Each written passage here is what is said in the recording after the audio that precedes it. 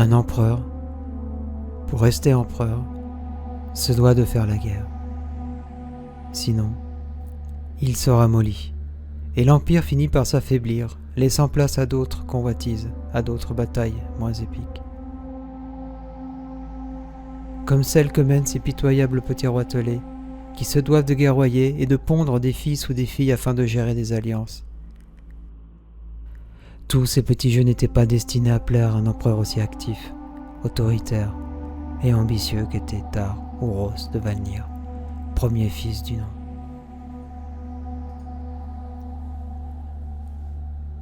Au sein des royaumes de l'Empire, les écrits, les cultures, les arts, les structures architecturales poussent d'elles-mêmes. Mais de ce côté-là, rien ne change vraiment. Car les choix que lui réclament les artistes pour leurs œuvres, les architectes pour leurs bâtisses, ne sont pas aussi exaltants et risqués que ceux qu'il doit prendre en période de guerre. Le Cavéléon est si immense qu'il faudrait plusieurs vies d'empereurs pour en dominer les terres. Pour l'or, la guerre est toujours de mise et lui permet d'occuper tout son monde pour mater les rébellions locales ou pour redessiner des frontières. Quand on conquiert une terre ou un royaume, il y a toujours des faiblesses et des situations complexes qui apparaissent et qui se multiplient de façon plus ou moins contrôlée. Parfois si multiples et si intangibles qu'il devient difficile de les mater. Il faut se faire craindre, frapper du poing, trucider les rebelles. Comme cela, tout le monde devient compréhensif.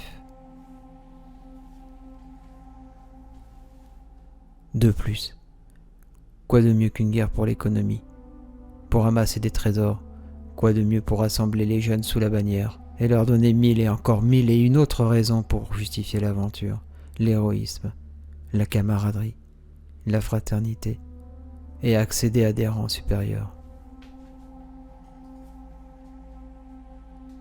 Conquérir de nouvelles contrées demande à être violent, très brusque et parfois à l'extrême pour ensuite pouvoir écouter tout en se faisant respecter, puis lâcher du lest.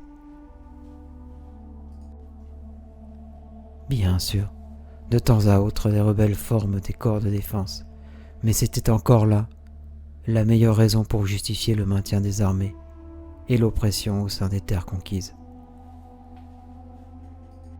Puis, si la paix règne facilement, il faut alors motiver les clans rebelles à piller, à attaquer, à voler, violer et tuer, préserver une insécurité pour mieux séparer et diviser, pour mieux régner. Tar Ouros de Valnir, premier des 12 fils de l'empereur Tar Silraj de Valnir, de la puissante maison des Valnir, songeait impitoyablement en pleine introspection.